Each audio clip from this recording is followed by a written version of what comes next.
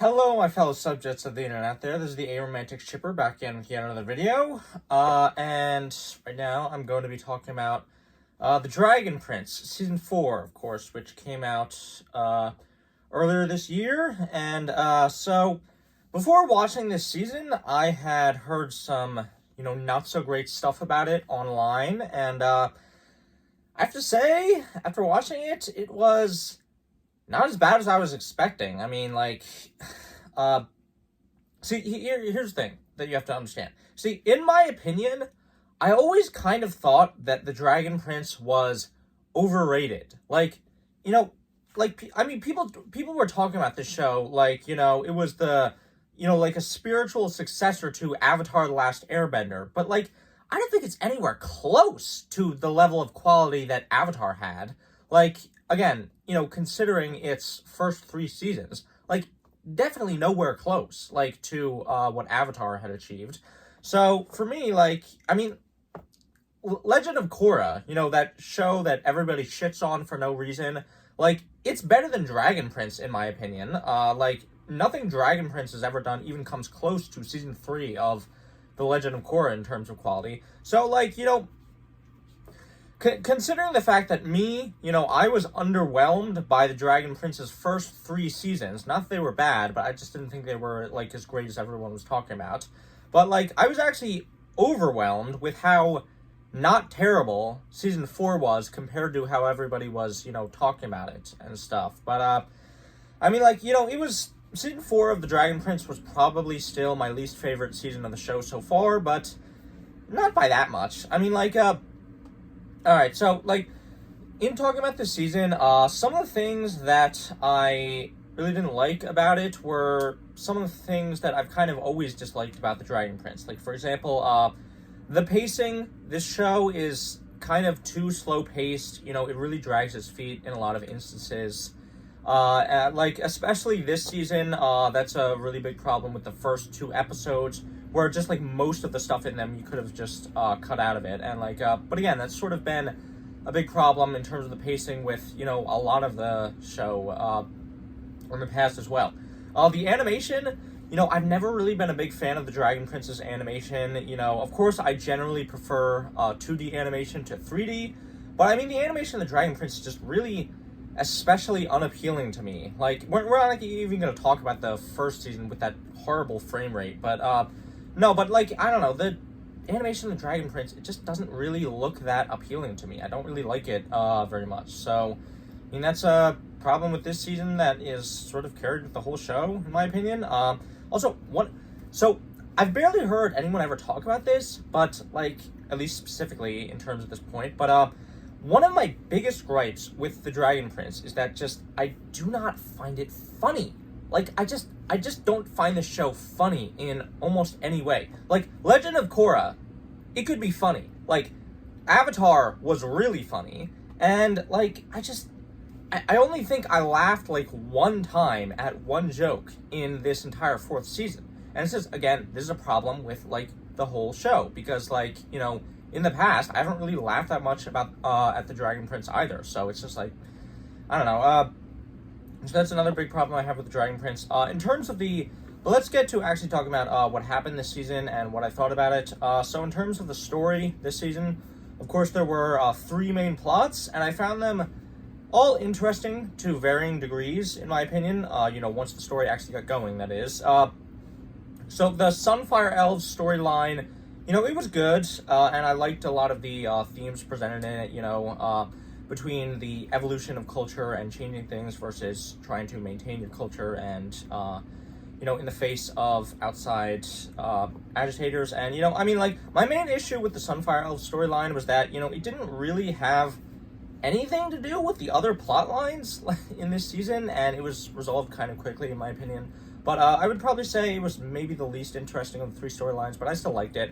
Then there was the villain plotline, with Viren and his daughter Claudia, and that was probably my favorite plotline of the season. It was kind of weird, and I didn't know how I felt about it at first, that, Viren became, this super passive character and was really afraid and, suffering from PTSD. That was just, certainly something that I didn't expect after him being a very active and fearsome character in the first 3 seasons. But, honestly, I think it kind of worked, and it was a pretty interesting development, and realistic, too, because, Viren, he literally died and was dead for 2 years. Sorry, oh my gosh. Spoilers, spoilers, by the way, this video is going to have some spoilers in it. I'll try to hold back, but, I will mention some stuff. But anyway, yeah, Viren, he basically died and stayed dead for 2 years. And you can understand why, after pushing things so far, he would maybe try to, reconsider things and, maybe, try to, I don't know, I just found it really interesting that, because Viren has always been a very interesting antagonist. He's always been the kind of person who, he's obviously a bad guy and doing a lot of bad things, but I think, in his heart of hearts, he thinks that he is, doing the right thing and for the good of the people. And, so when he realizes that, the enormity of the task set before him in terms of maintaining his life, that they have to, go and find the prison of Erebos in, a month, that maybe it's just better to call it quits and finally give up and enjoy the rest of the short time he has left. And I don't know, I found that pretty interesting, and I think it's consistent with Viren's character, honestly, and was an interesting development. But I mean, but yeah, so I liked that. I didn't think it would work, but I ultimately liked Viren's storyline and character in this season.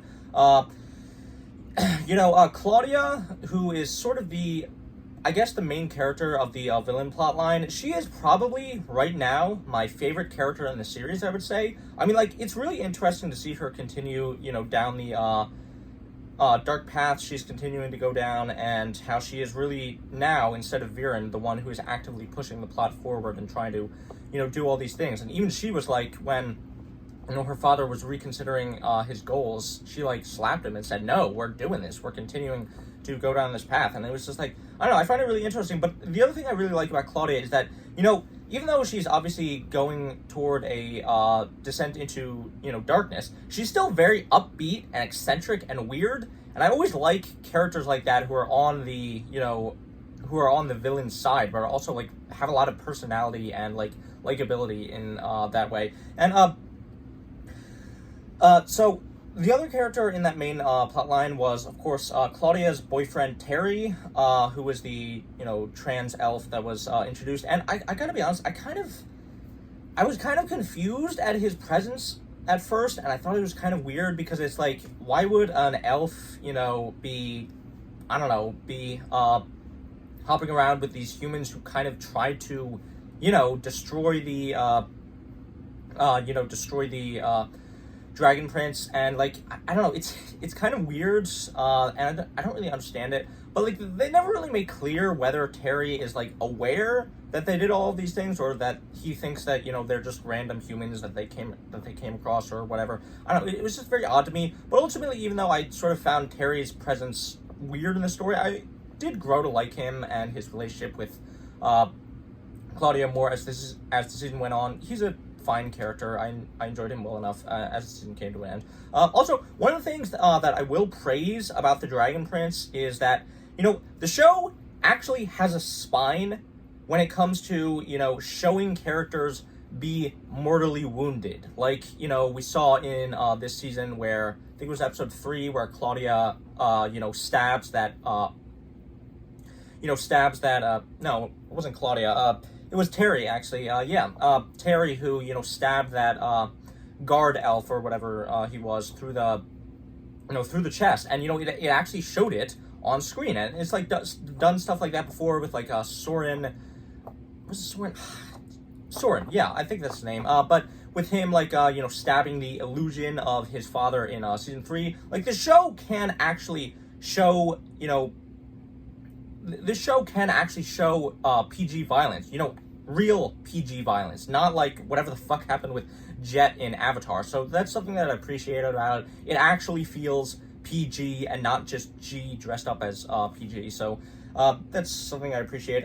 So back to the story, though, the plotline with Callum's group, with him and Ezrin and Rayla, it really took a while to actually get going, but after it did, it turned out to be pretty cool, and I did like it with, how it intersected with everything with the villains plotline and their whole journey through that forest and the caves. I liked it. It was pretty good. And one of my big problems with that storyline, though, I actually have two, but one of the big ones is that, like, this whole season is titled, The Mystery of Erebos. So, of course, Erebos has been, by this point in the story, the most mysterious character that we, don't really know what's going on with him. He's just sort of been this puppet master who's manipulating things for the shadows.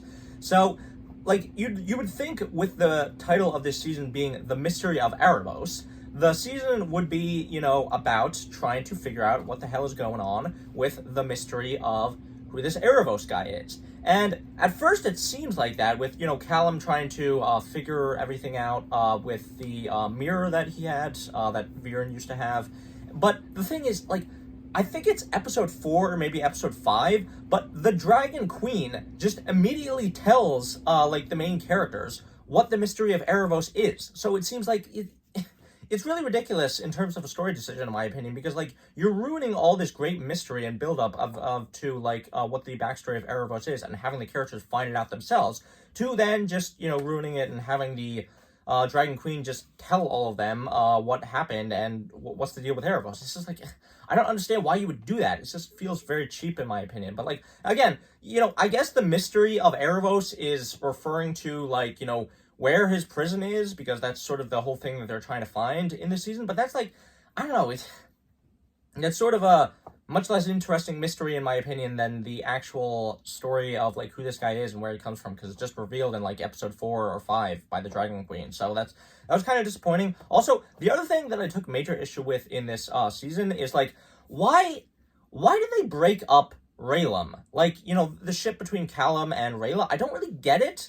Because, like, honestly, like, people were, like, going fucking nuts over the Raylan ship in season 3 when it was finally confirmed. And it was fine, in my opinion. Like, it wasn't, like, a ship that I was super crazy over for. But, it was fine. It was cute, and I liked it. But why would you just break it up off screen, like, for no reason? Like, that is introduced in this season, like, they're not together anymore. Because she went off for 2 years to, like, find Viren's body that she never even accomplished in the first place. Like, I don't understand it. It seems so pointless and to just introduce more unnecessary drama, and I don't really like it. Like, I don't understand what was the point of that decision. But yeah, so that's definitely a problem I have with it. Overall, I liked this season fine. It was okay. I still do think it's kind of the worst season of the Dragon Prince so far, but it's not really. Again, I sort of thought the Dragon Prince was always kind of overrated in the first place, so I wasn't too disappointed because I didn't have, like, these super high expectations or anything. So I think that sort of made me able to enjoy it more for what it was, and not really hate it as much as some other people seem to hate season 4. But yeah, overall, it was fine. I like the show, but don't love it, and I'm still interested to see what will happen next. But yeah, anyway, that was my review of The Dragon Prince Season 4, and this has been the Aromantic Shipper. Please be sure to like, share, comment, and subscribe, and as always, remember, just because you can't feel love doesn't mean you shouldn't want other people to. Bye!